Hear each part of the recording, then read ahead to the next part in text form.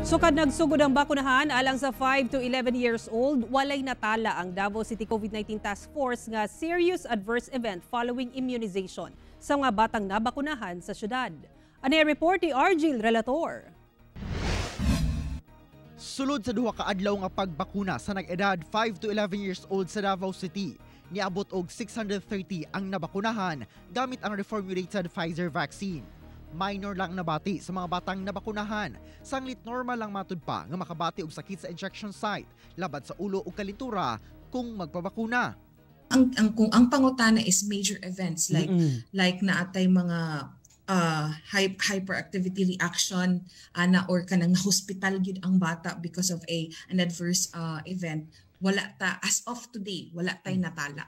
Kung walay aberya sa delivery sa bakuna, gilaumang karong February 21, sugda na sab ang bakunahan sa tulo kag ilang special vaccination hubs sa Davao City LGU.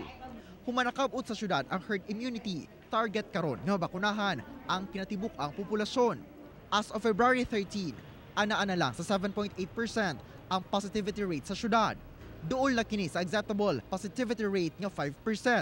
Apan dili kuno gihapon angay nga magkumpiyansa. If we continue to have lower cases in the next days to come, yes, probably nahuman na gid nato ang surge, no? But then again, naapa man gihapon ta sa level of positivity rate na dili acceptable. So, but we are expecting it na mo padayon og baba ang ato ang cases. Ako si Argil Relator para sa One Mindanao.